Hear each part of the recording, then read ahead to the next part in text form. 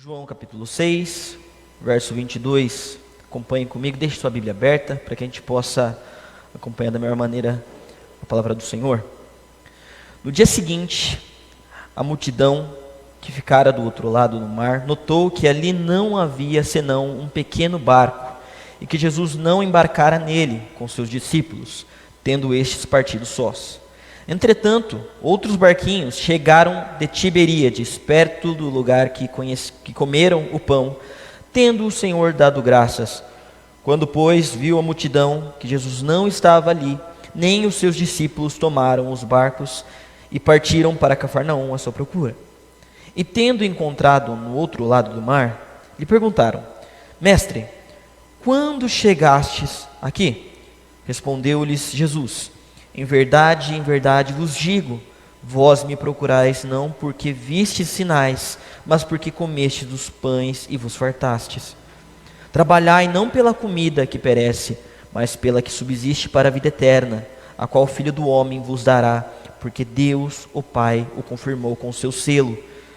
Dirijam-se, pois, a ele, perguntando: que faremos para realizar as obras de Deus? Respondeu-lhe Jesus: a obra de Deus é esta, que creiais naquele que por ele foi enviado. Então lhe disseram a eles: que sinal fazes para que vejamos e creiamos em ti? Quais são os teus feitos? Nossos pais comeram o maná do deserto, como está escrito: deu-lhes de comer o pão do céu. Replicou-lhe Jesus: em verdade vos digo, não foi Moisés quem vos deu o pão do céu. O verdadeiro pão do céu é meu Pai quem vos dá, porque o pão de Deus é o que desce do céu e dá vida ao mundo.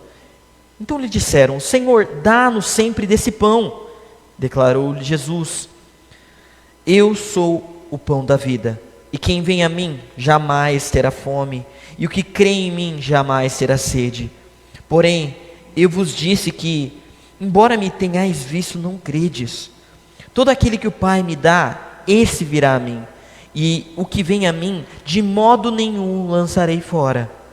Porque eu desci do céu não para fazer a minha própria vontade, e sim a vontade daquele que me enviou.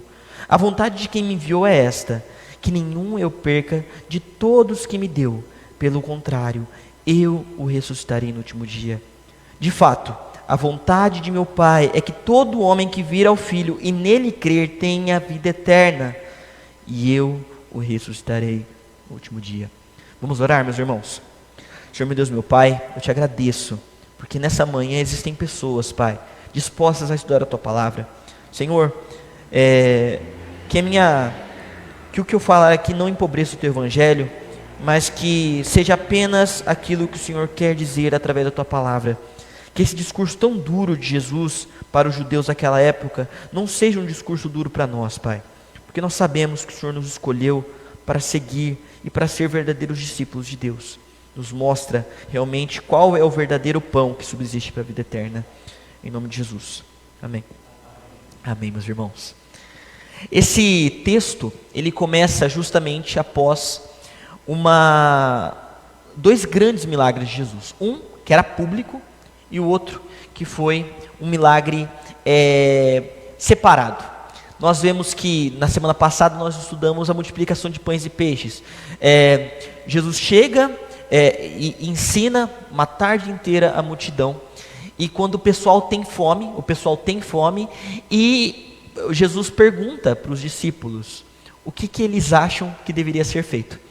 E existia uma multidão, particularmente João coloca ali como 5.000 homens, mas a gente sabe que existiam mais gente, porque eles contavam apenas os homens, e as mulheres e as crianças eram deixados de lado, mas a gente sabia que tinha muito mais do que 5.000 pessoas lá naquele lugar, e era uma grande multidão.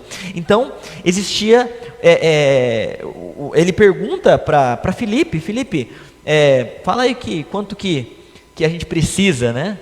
E Filipe dá um valor absurdo, que seria composto a 30 meses de salário, né? E aí Jesus ele coloca aquilo para testar a fé de Filipe. Ele queria saber o que os discípulos achavam, se eles realmente criam nele.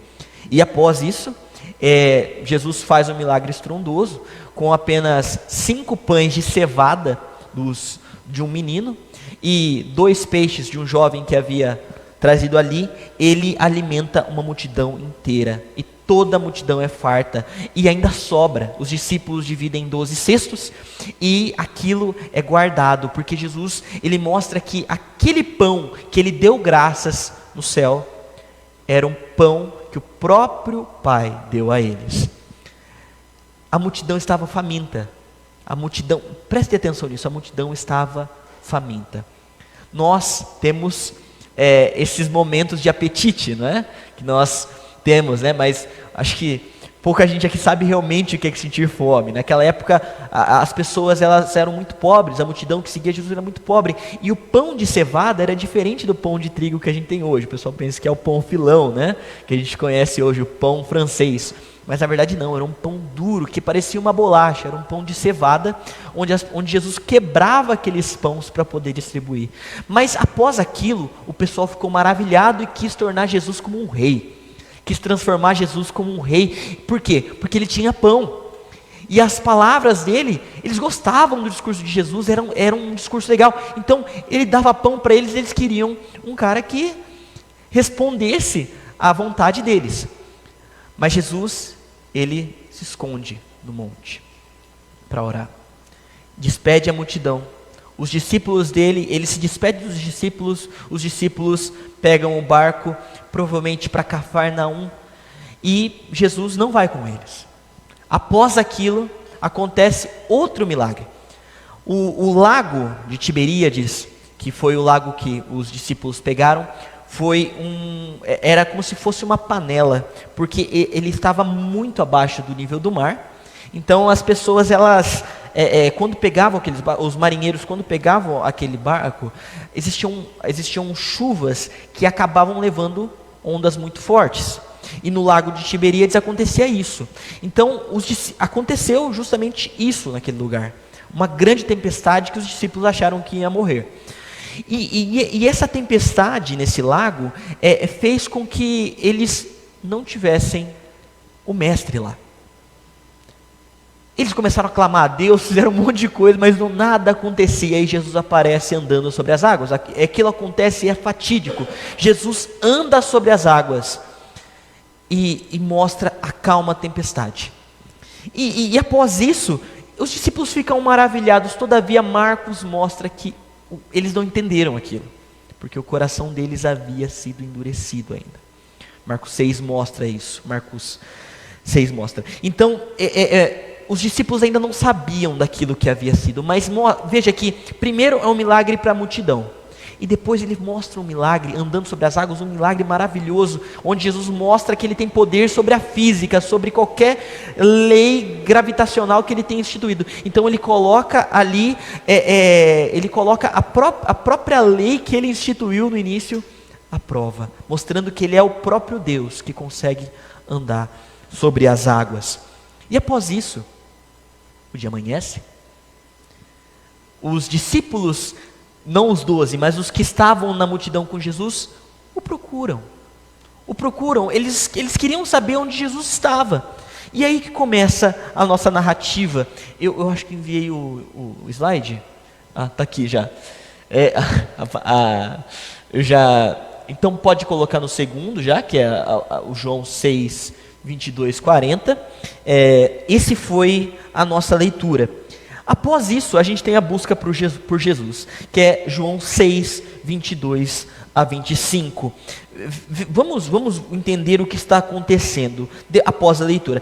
Os judeus, eles querem saber onde está Jesus, e Jesus não estava ali mais, e havia apenas um barco, e eles sabiam que Jesus não estava ali. É estranho pensar nisso, né? Porque eles não sabiam onde Jesus estava, e eles estavam procurando por Jesus. É uma coisa boa, as pessoas queriam saber, queriam procurar o mestre, eles queriam saber onde ele estava, e isso que a gente acha que, a gente não sabe por que o evangelista quis colocar isso, mas veja, ele fala que os outros discípulos, né, a multidão, né, o evangelista fala que eles viram que os discípulos embarcaram sem Jesus. Então eles sabiam que Jesus não estava ali, eles achavam que Jesus estava ali, mas os discípulos embarcaram sem Jesus. Após isso, entretanto, outros barquinhos chegaram de Tiberíades. Então, a NVI ela traz uma... A gente está lendo na área aqui, mas a NVI ela traz uma outra tradução que fica um pouco mais clara. Que eles viram que havia os barcos e eles não sabiam de onde haviam vindo esses barcos. Eles pegam, eles chegam, eles acham que Jesus está em algum lugar e eles encontram após isso. Eles acham que Jesus está em Cafarnaum, porque em Cafarnaum era quase um quartel-general, onde Jesus tinha casa ali, a casa de seus pais, e ele poderia descansar lá. Então eles achavam que Jesus estava lá, e eles encontraram Jesus. Eles encontraram Jesus. Quando, pois, viu a multidão que Jesus não estava ali, nem os seus discípulos tomaram os barcos e partiram para Cafarnaum à sua procura. Então eles sabiam que Jesus não estava, eles foram para Cafarnaum, e tendo encontrado do outro lado do mar, então eles encontraram Jesus do outro lado do mar. Veja que Jesus se despede dos discípulos, deixa eles ali, e depois encontra Jesus no outro lado. E eles perguntam: mestre, quando chegastes aqui? Os discípulos, eles sabiam, a multidão sabia que Jesus não tinha ido com os discípulos. Eles queriam saber: como você chegou aqui? Ele poderia ter andado em volta do lago, mas eles poderiam ter visto, né? Então, eles não sabiam, então eles queriam saber. Todavia, Jesus ele não responde essa pergunta. Ele não responde essa pergunta, ele apenas replica a eles. Ele não responde, e parece que a resposta de Jesus é um pouco ríspida. Veja aqui, em verdade, no versículo 26, em verdade vos digo, vós me procurais não porque vistes sinais, mas porque comestes dos pães e vos fartastes. Veja, que Jesus ele coloca em contraste o que o povo estava perguntando para eles e o que realmente eles estavam no coração. Porque Jesus conhecia o coração deles. Veja, que quando em João 3 versículos antes, Jesus encontra com um moço um senhor já, né, claro, bem experiente nas escrituras, chamado Nicodemos. E ele chega de uma maneira muito bem apresentável para Cristo, coisa que os mestres da lei não tinham, né? Mas ele chega em Jesus e fala: bem sabemos que é mestre, ele chama Jesus de mestre, e que não tem como tu fazer dessas coisas que você faz, se não for de Deus. Então eu reconheço que o Senhor vem de Deus. Ele cumprimenta Jesus. E Jesus fala o que para ele? Jesus fala: não, muito obrigado. Não. Ele conhecia o coração de Nicodemos. Ele fala assim: ó, você precisa nascer de novo. Ele fala: em verdade vos digo que é necessário nascer de novo. Por quê? Por que Jesus foi tão ríspido com esse cara? Jesus foi tão ríspido com a multidão? Porque ele conhecia o coração daquelas pessoas. E ele mostra justamente qual que é o sentido, qual que era realmente a intenção deles. Vocês me buscam não por causa de mim, mas por causa dos sinais. Veja que o Evangelho de João é marcado por 7 sinais, 7 milagres que Jesus faz. E este é um dos primeiros sinais que Jesus faz,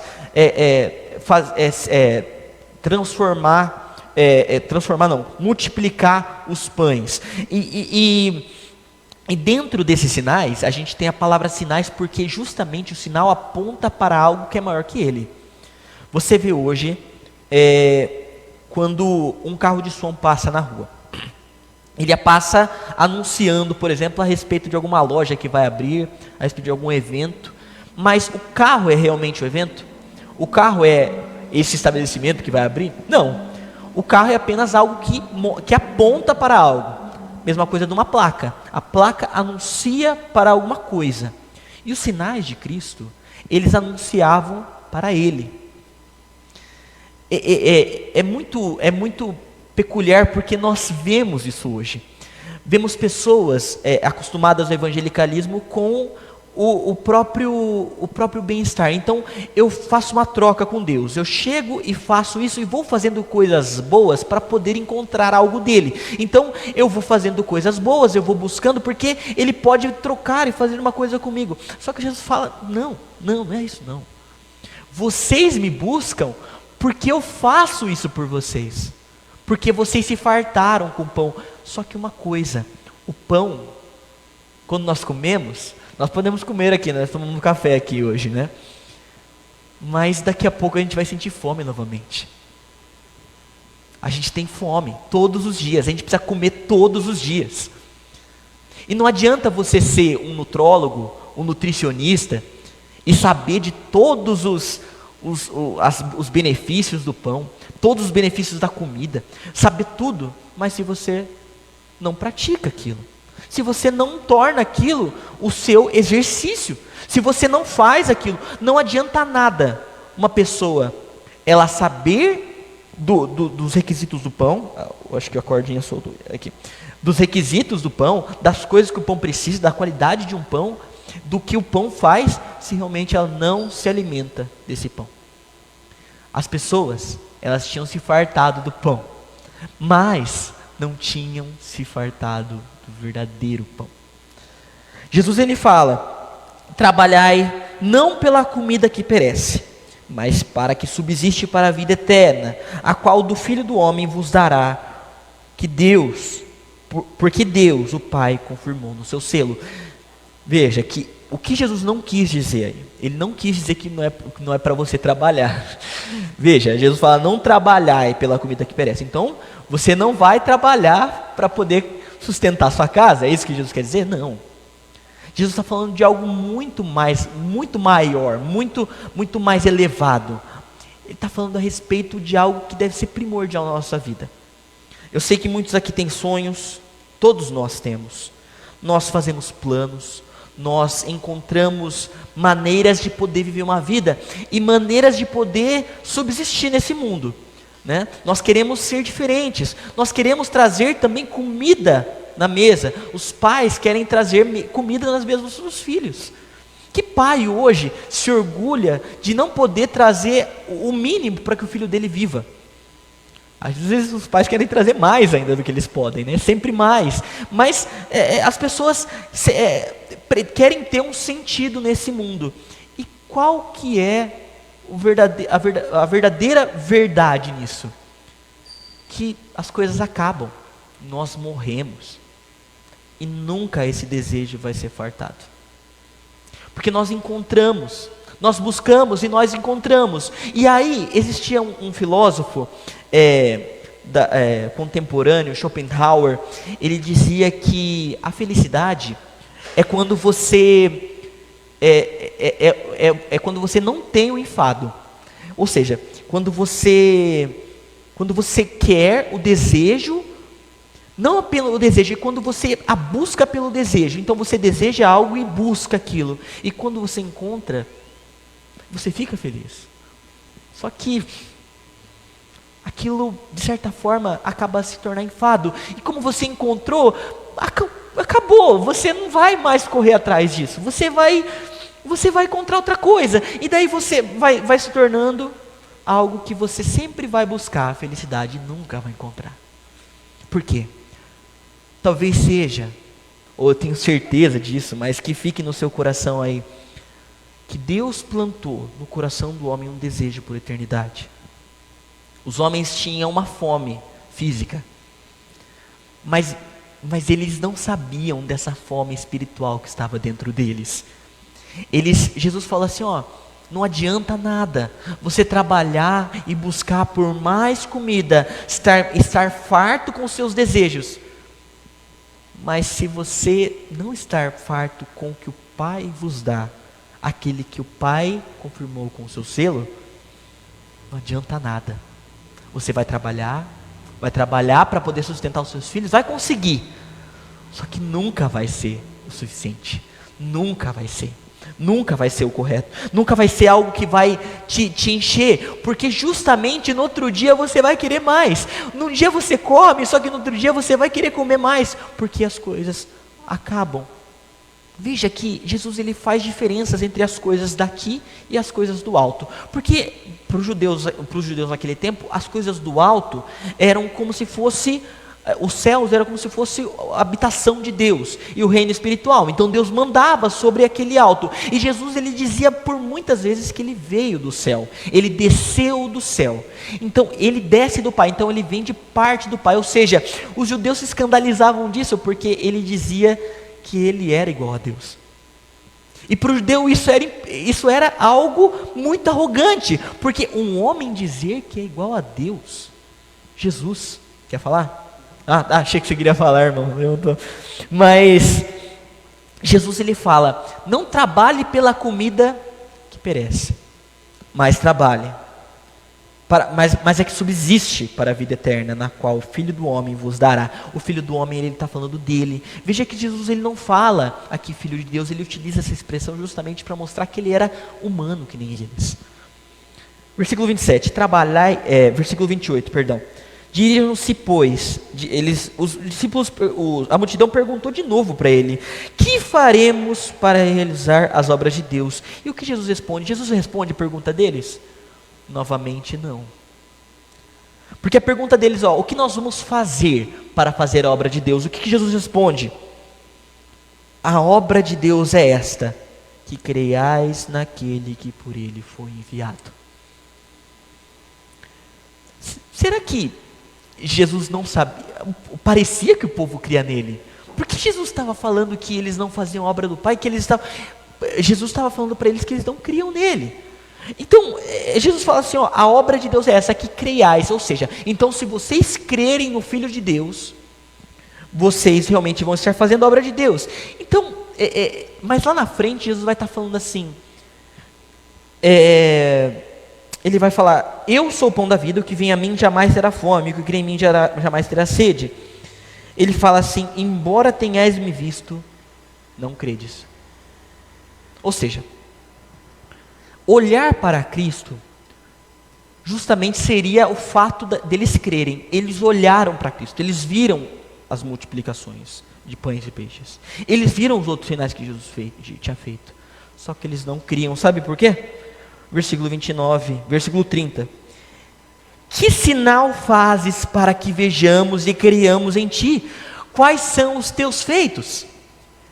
Lembre-se que a gente começou o versículo 26 falando do quê? Da multiplicação de pães e peixes. E o povo havia visto aquilo, havia se fartado, havia ficado maravilhado. Só que mostra que a mente humana, ela é tão volátil como a nossa fome terrena. Nossa fome terrena, ela vai continuando, ela vai se alternando, ela vai continuando. Eu não digo nem nossa fome física, a nossa fome por desejos mesmo aqui na terra. Quantos de nós queremos alcançar aquela posição boa no trabalho? Quantos de nós queremos ter aquela coisa que para nós é importantíssima aqui na terra? Uma casa própria, um terreno, carro, uma posição boa na igreja, uma posição aceitável diante dos seus colegas. Mas será que é justamente isso que Cristo coloca como o pão da vida? O pão da vida justamente é isso. Não. Eles perguntam: que sinais fazes para que vejamos e criamos em ti? Quais são teus feitos? E aí eles explicam: nossos pais comeram maná no deserto, como está escrito, deu-lhes a comer o pão do céu. Veja, que esse maná que Jesus coloca, que a multidão coloca aqui, é justamente para não equiparar o que Jesus havia feito. Jesus havia feito um milagre com a multidão, onde ele havia alimentado aquela multidão e eles haviam se fartado. Mas eles falaram: não, isso é muito pouco. O que Moisés fez, eles diziam: Moisés deu o maná. Olha aqui que eles disseram: nossos pais comeram maná no deserto, como está escrito, deu-lhes de comer o pão do céu. E mais para frente vai dizer que eles disseram: você é igual ao nosso pai Moisés? Estava lendo uma biografia de George Washington nos Estados Unidos, e lá tem muita cidade com o nome dele. Em toda a cidade tem rua com o nome dele, alguma coisa que mistura o nome dele com alguma coisa. Washington, Avenida Washington, Ponte Washington, Cidade Washington, ele foi uma peça muito fundamental para os Estados Unidos. E ele se coloca tão fatídico para os Estados Unidos que o nome dele é colocado em tudo. E para os judeus era assim com Moisés. Moisés era colocado como quase maior que o mestre, aquele que deu maná para eles, aquele que deu codornizes para os judeus. Mas foi Moisés realmente que deu para eles? Não. Quem deu o pão para eles, que era o maná, que era uma farinha que descia do céu e caía todas as manhãs sobre o chão, e com isso eles faziam um pão doce, que era chamado de maná. Todavia, se eles guardassem esse maná, ele estragava, ele se tornava algo mais pútrido do que um corpo morto em decomposição, para mostrar que Deus havia de alimentar eles todos os dias, não eles que haveriam de guardar. Então aquele maná era para o dia. Todos os dias Deus os alimentava. Então Jesus fala, olha, em verdade vos digo, versículo 32, não foi Moisés quem vos deu o pão do céu, o verdadeiro pão do céu é meu Pai quem vos dá. O verdadeiro maná é meu Pai quem vos dá, não foi Moisés, não foi qualquer outra pessoa a não ser o meu Pai. As pessoas estavam tão aficionadas por Moisés que eles esqueceram de quem realmente foi o autor daquele milagre que aconteceu no deserto. Eles se tornaram tão aficionados por uma pessoa, por um homem mortal, pecador, que acabaram questionando aquele pelo qual havia dado maná para eles.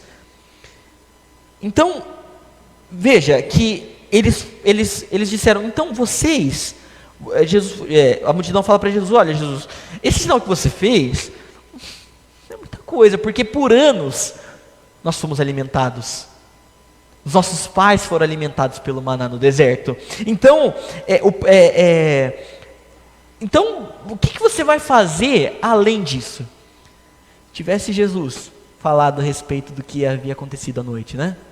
Com os discípulos, que ele tinha andado sobre o mar, a pessoa ia ficar maravilhado novamente, só que no outro dia, eles iam questionar de novo, que sinais você faz para ser de Deus? Veja que, não é porque eles viram a Jesus, com os olhos, e viram tudo que Jesus fez, que os tornaram realmente filhos de Deus, que eles estavam realmente fazendo as obras de Deus.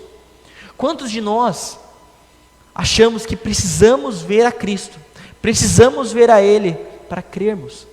Será que a gente não teria o mesmo questionamento daquelas pessoas? Jesus fala que não foi Moisés que deu o pão do céu, e o verdadeiro pão do céu é meu Pai quem vos dá. Eu acho que eu acabei me perdendo, a verdade sobre a busca, é isso mesmo. Porque o pão do céu é o que desce do céu e dá vida ao mundo. Muitos intérpretes se questionam muito desse versículo, porque o pão de Deus é o que desce do céu e dá vida ao mundo. Quem que dá a vida ao mundo? Veja que essa vida é mais do que você colocar vida, é você dar a própria vida. Jesus ele disse em João 15, ele fala que não existe amor maior que aquele que dá vida pelos seus amigos, e a palavra amigos ali não é amigos no sentido daquele que está próximo, seu companheiro, seu parceiro, mas aquele que ama. Então não existe amor maior daquele que dá a vida por quem ele ama. Veja que Jesus, ele coloca isso, e eles perguntam, Senhor, dá-nos sempre desse pão. E Jesus fala, eu sou o pão da vida.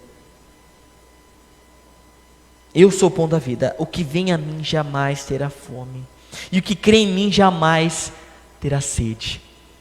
Ele havia se encontrado com a mulher samaritana, e ele fala que se ela cresce realmente naquele que estava falando com ele, se ela soubesse realmente quem estava falando com ela nunca mais teria sede.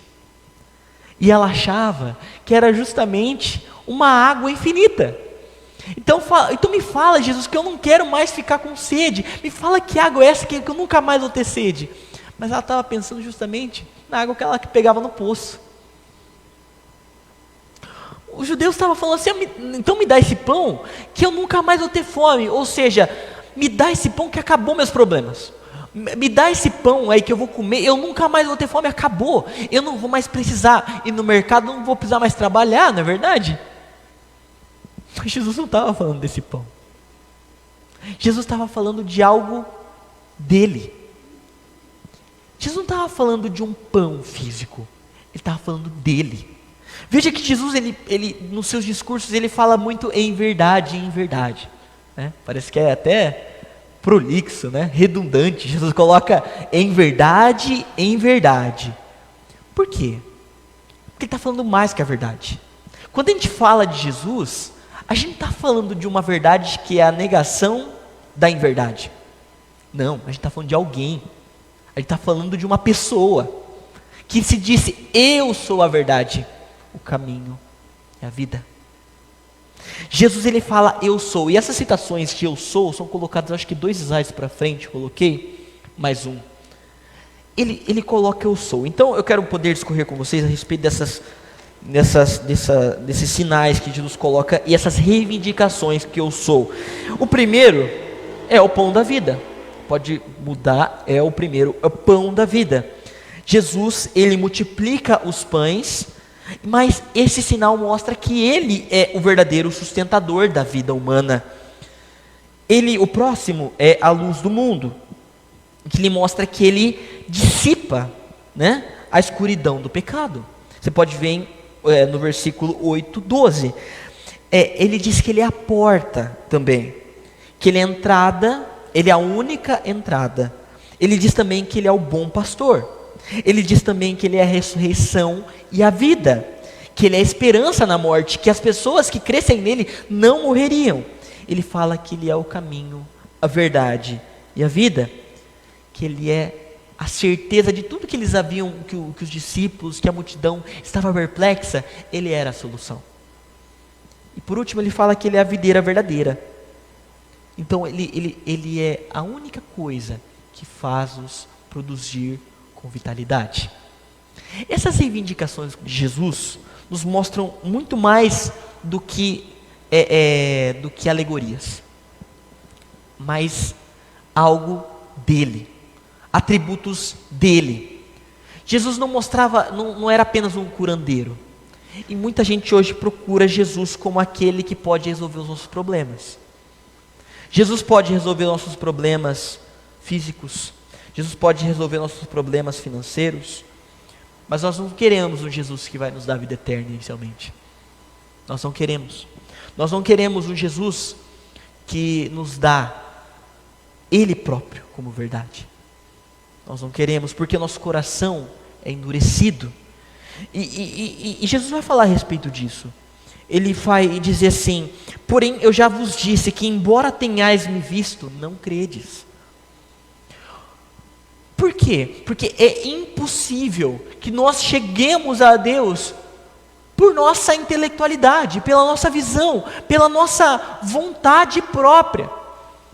Nós achamos que nós viemos a Cristo porque nós queremos. E é isso que é pregoado por muitos lugares, que nós buscamos a Deus e por isso que nós temos a vida eterna, que nós fazemos algo e por isso que a gente crê, mas na verdade é totalmente ao contrário. E Jesus vai explicar por causa disso. Todo aquele que o Pai me dá, esse virá a mim. E o que vem a mim, de modo nenhum, eu o lançarei fora. Versículo 37, ou seja, o Pai dá àqueles que são de Cristo. Isso é óbvio. Isso é óbvio. Quando nós achamos que Cristo fala assim, vocês me veem, mas não crê, mas é porque o Pai não deu vocês a mim.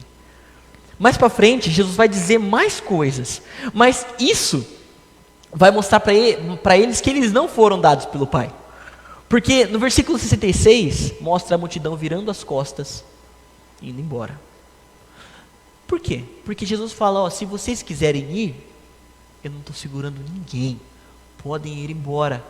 Se essas palavras parecem duras a vocês, podem ir embora. E eles vão, sabe por quê? Porque Jesus próprio profetizou aqui com eles. Porque o Pai dá, este virá a mim. Não adianta a gente ficar numa queda de braço com Deus.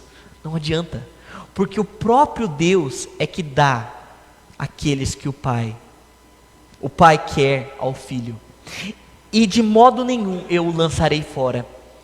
A salvação não é algo que nós seguramos. Cristo é o próprio mantenedor da nossa salvação. Porque eu desci do céu, versículo 38, não para fazer a minha própria vontade, e sim para fazer a vontade daquele que me enviou. Cristo está dizendo aqui que ele não tem vontade própria? Não. Quer dizer aqui que a divindade dele foi questionada? Não. Ele está dizendo que ele veio por uma missão maior, que não é uma missão do ser humano. Jesus fala, Pai, se possível, afaste de mim esse cálice. Mas era justamente a vontade do Pai? Não.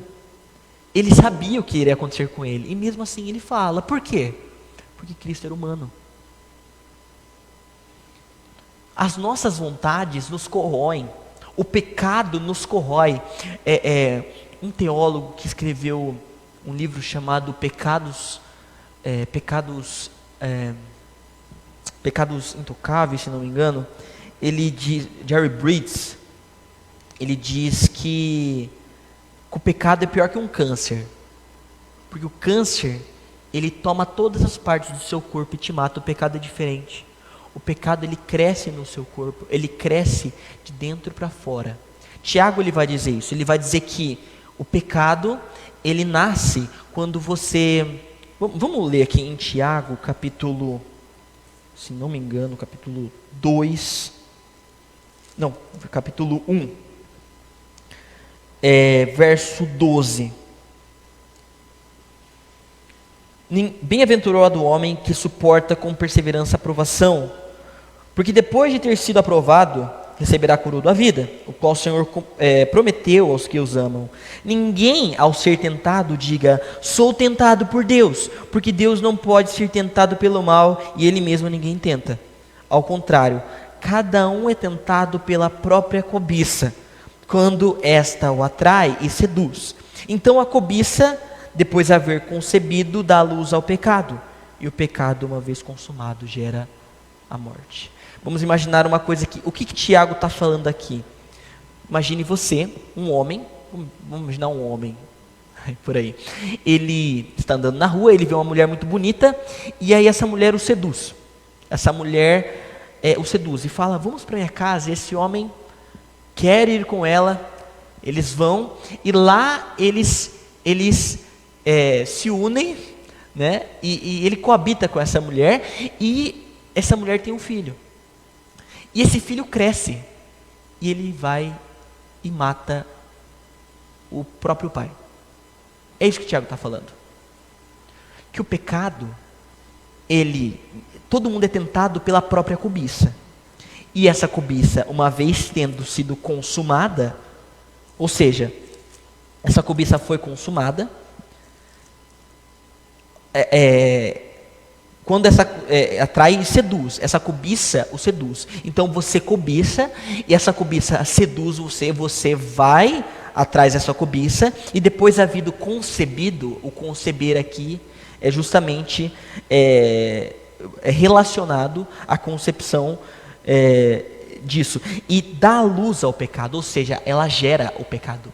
A sua cobiça, ela gera o pecado, e depois disso, o pecado, em vez consumado, gera morte, ou seja, ele te mata. O pecado é pior do que um câncer, porque ele mesmo vai te matar. O pecado nos leva à morte. E justamente por causa disso, porque ele desceu do céu, não para fazer a vontade, sim daquele que enviou. Por isso que Cristo não teve pecado, porque ele não fez a sua vontade própria.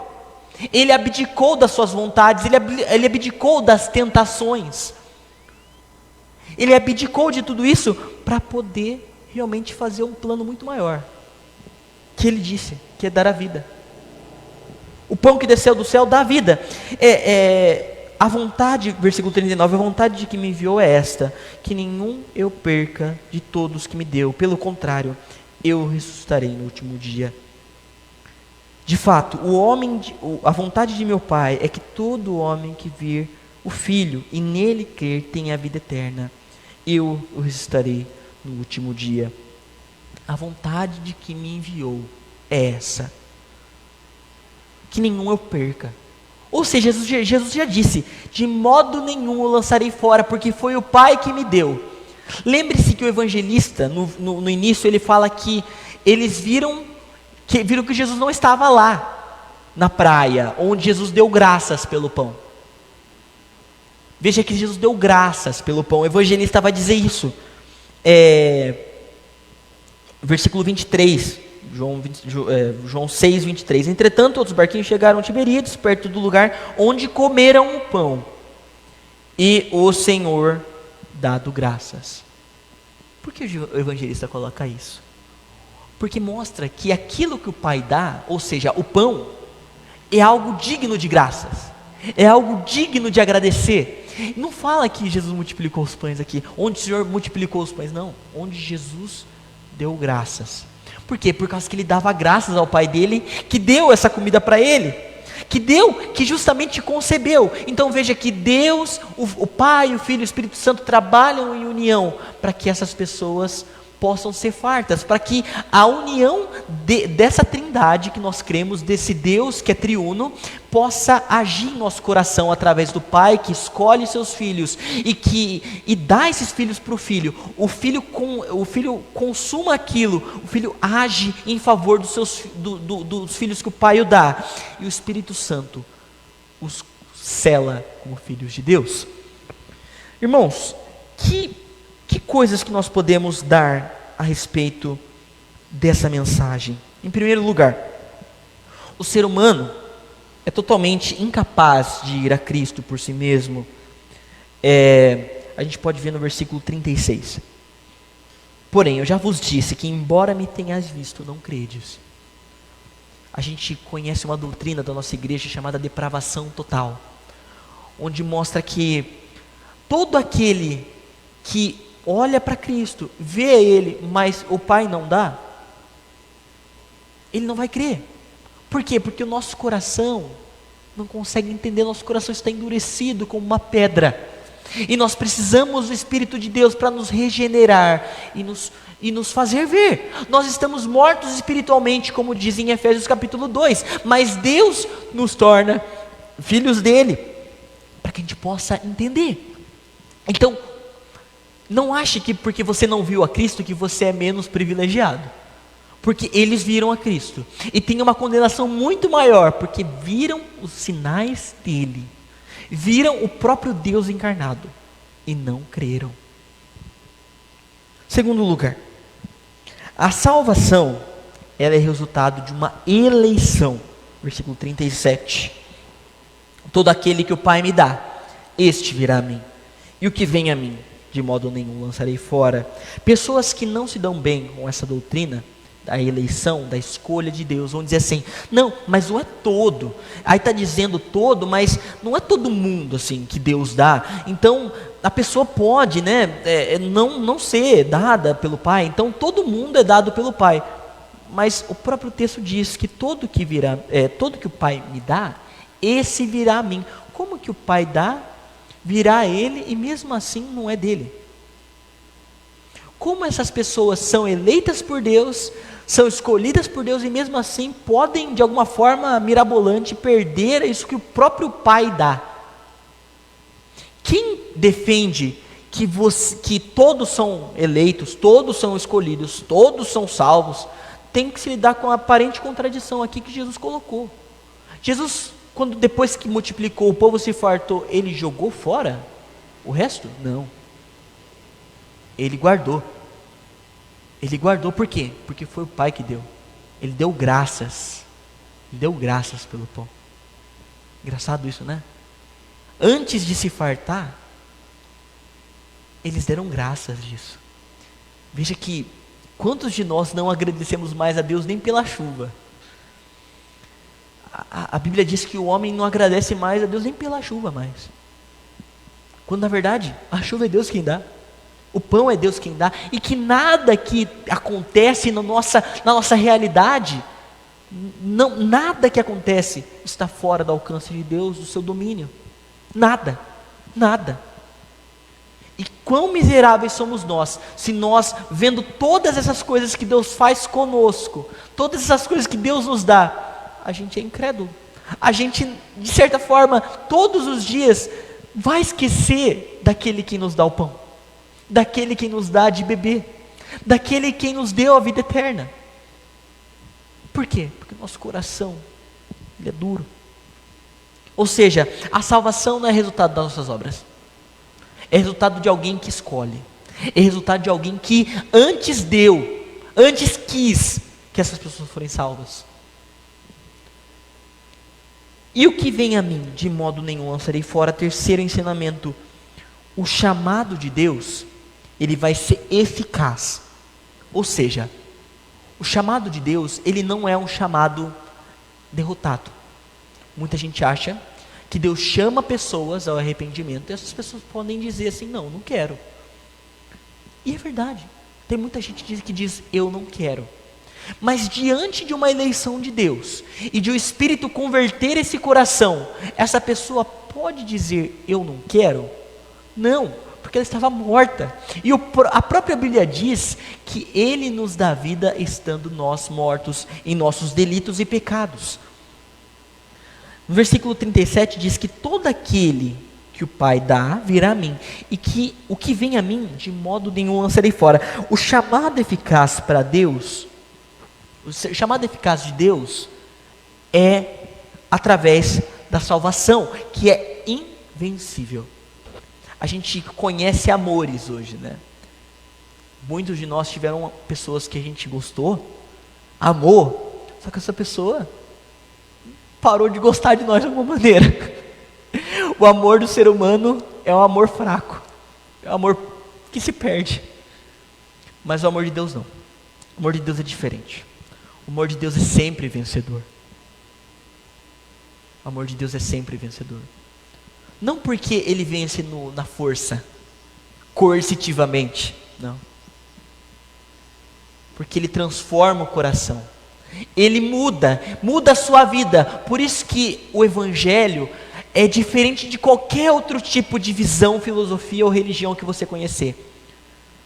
Porque outro tipo de religião, de filosofia que você conhecer, vai ser sempre algo que você deve fazer. Você deve fazer isso para você ser isso. Mas na verdade não. O cristão, ele é alguma coisa, ele faz algo porque ele é já. O ser vem antes do fazer no Evangelho. Para Cristo, o ser vem antes do fazer.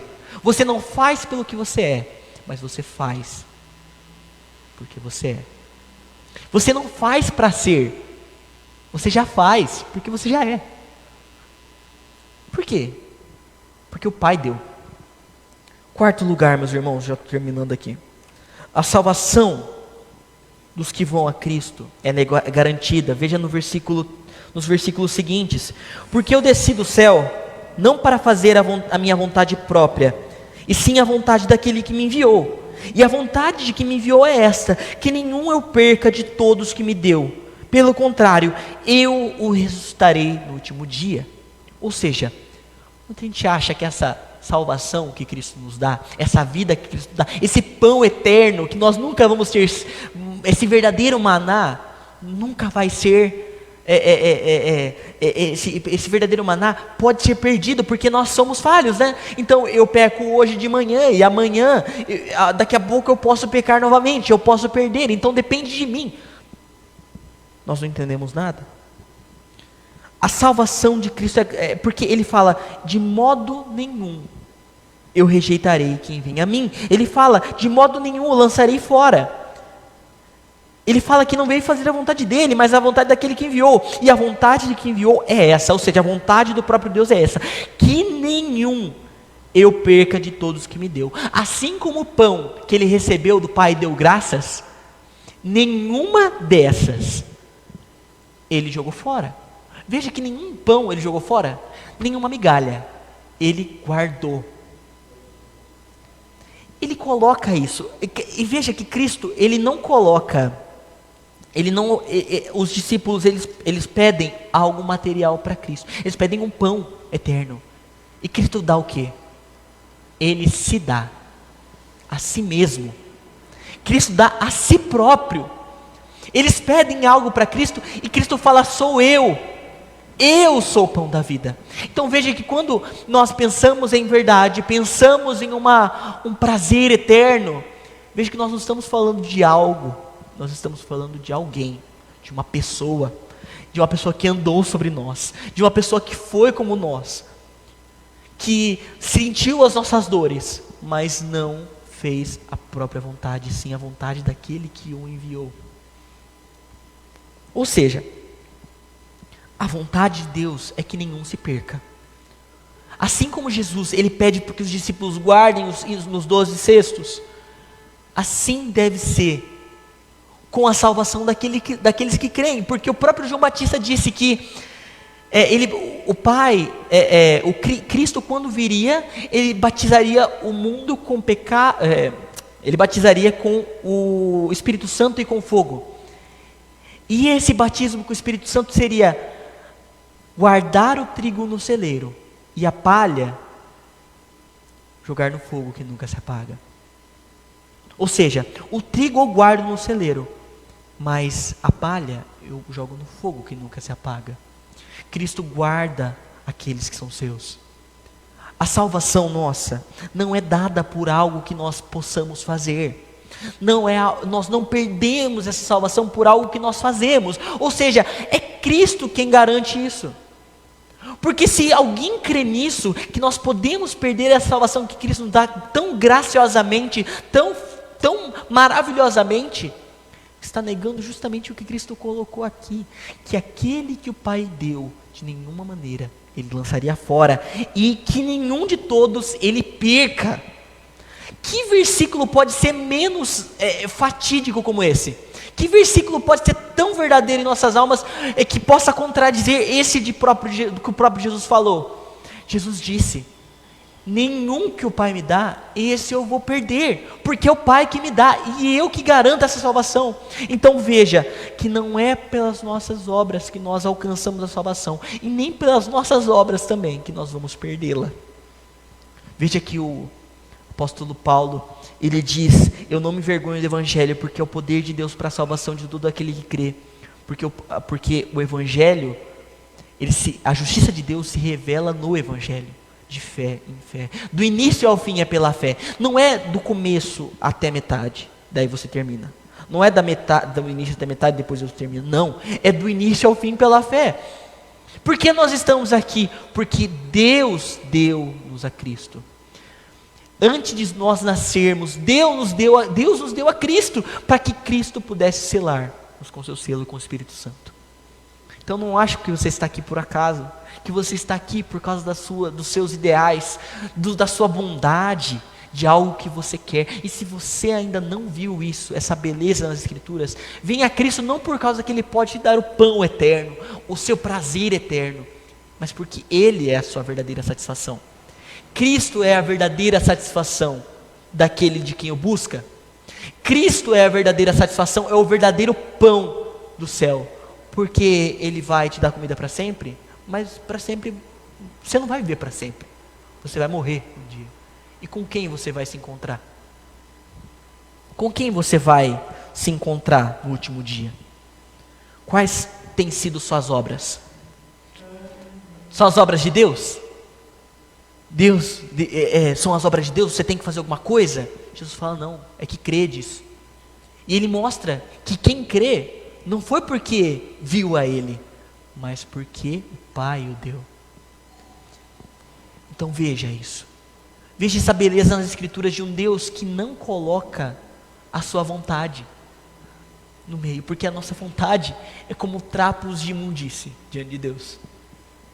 Ela se acaba, ela é imunda, mas a vontade de Deus é que aquele que o Pai o deu, não pereça, mas têm a vida eterna. Que vocês possam aprender desse verdadeiro maná, desse verdadeiro pão, que é o pão da vida. É um pão que dá a vida por aqueles que são dele. É um pão que realmente vai sanar todas as coisas da nossa vida. Nós vamos deixar de ter problemas? Não. Nós vamos deixar de ter lutas, tempestades em nosso barco? Não. Mas sempre Jesus vai estar ali, andando sobre as águas, dizendo: não temas, eu sou. Quando Moisés fala: Deus, Senhor, mas como é que eu vou falar? Não, diga que o eu sou te enviou. Jesus Cristo disse 7 vezes: eu sou. Como Deus, mostrando que Ele assegura a sua fé, não você.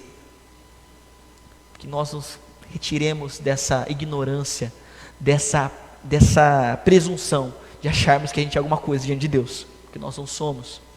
Que esse pão da vida nos satisfaça, em nome de Jesus. Vamos orar, meus irmãos, para terminar essa exposição. Senhor, meu Deus, meu Pai, nós te agradecemos, porque assim como o Filho, Jesus Cristo, Ele agradeceu, Ele deu graças, Pai, pelo pão. Nós te agradecemos pelo pão vivo do céu, que é muito maior do que o maná, é muito melhor do que o maná, Pai, é muito maior do que o pão terrenos que nós temos, Pai, é muito maior que os nossos desejos, Pai.